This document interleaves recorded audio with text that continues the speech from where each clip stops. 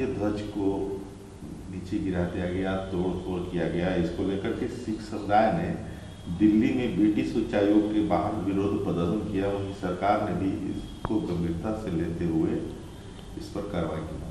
ये मामला बहुत ही गंभीर है और बहुत बड़े सवाल भारत सरकार के ऊपर भी खड़े हो रहे हैं।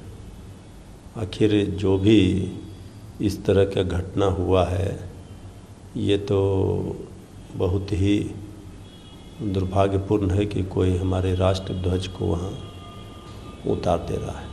इस पर जितनी भी कड़ी कार्रवाई हो सके, जिन लोगों ने ऐसा हरकत किया है विदेशों में, अविलंब भारत सरकार को वहाँ बात करके वहाँ की सरकार से इस तरह के लोगों को ऐसी सज़ा देनी चाहिए कि फिर दोबारा ये हिम्मत नहीं कर सके भारत के राष्ट्रीय ध्वज को उतारने का।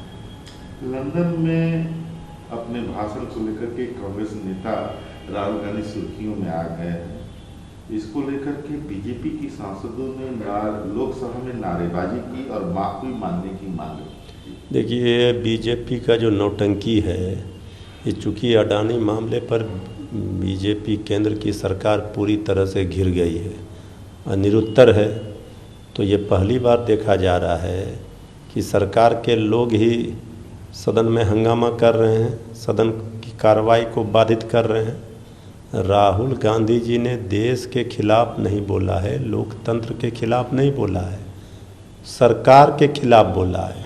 और ये सरकार के खिलाफ बोलने पर ये इसे डाइवर्ट कर रहे हैं, लोगों का ध्यान दूसरी ओर। ये ऐसे नहीं चलेगा। राहुल गांधी ने कर्नाटक में बेलगावी में कहा है कि भारत जोड़ो यात्रा के दौरान वहां के युवाओं ने कहा कि उन्हें यहाँ कोई नौकरी नहीं मिल रही है और लोगों ने शिकायत की कि यह सरकार भारत की सबसे भ्रष्ट सरकार है, यह 40% कमीशन वाली सरकार है। देखिए, राहुल गांधी जी के भारत भ्रमण यात्रा में, भारत जोड़ो यात्रा में अनेक तरह के लोग मिले और उनसे राहुल गांधी जी से अपनी परेशानियों को शेयर किया। तो ये बात राहुल गांधी जी बोल रहे हैं, उनको ये अनुभव प्राप्त हुआ कि किस तरह से लोगों को परेशानी है, आम लोगों की बातों को वो रख रहे हैं। यही तो उनका उद्देश्य था। भारत जोड़ो यात्रा के माध्यम से उनकी बात नहीं सुनी जाती है, सदन में विपक्ष माइक बंद कर दिया जाता है, सत्ता पक्ष विपक्ष की भूमिका में आ जाती है। तो आखिर ये लोकतंत्र और ये जो सदन है, इसकी चलाने की जिम्मेवारी तो सत्ता पक्ष की है। तो राहुल गांधी जी जो बातें कह रहे हैं, आज पूरा विपक्ष इस बात से सहमत है और सब लोग कह रहा है।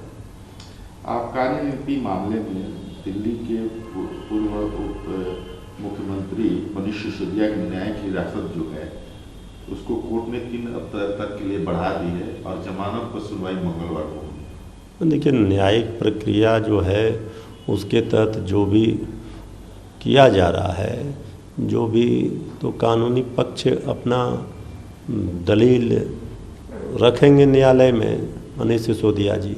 लेकिन जो हुआ है और जो हो रहा है तमाम विपक्षी दलों के यहाँ, ये तो अब पूरी तरह से केंद्र की सरकार एक्सपोज हो गई कि 95% जब से मोदी जी की सरकार आई है तो 95% भ्रष्टाचार पर ईडी, सीबीआई, आईटी, ये सारे लोगों की कार्रवाई विपक्ष के नेताओं के यहाँ हो रही है और सत्ता पक्ष के नेताओं की ओर इनका ध्यान नहीं है। तो ये जो दोहरा मापदंड है ये देश के लिए खतरनाक है और ये सबका हिसाब किताब 24 के बाद पाई पाई लिया जाएगा।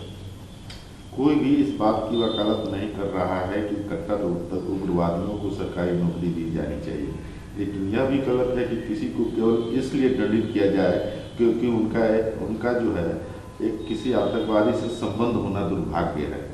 यह लोगों के दिल और दिमाग को जीतने का तरीका नहीं है और यह ऐसा कुछ नहीं है जिसका हम कभी समर्थन करेंगे। उमर अब्दुल्ला ने बात कही है।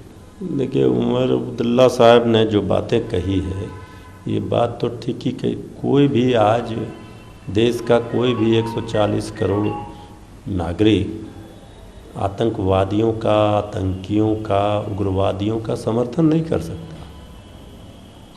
लेकिन भारतीय जनता पार्टी का जो ये तिलिस्म है कि सिर्फ वही राष्ट्रभक्त हैं और बाकी लोग कुछ भी कहें, कुछ भी बोलें तो उसको राष्ट्रद्रोही बताते हैं।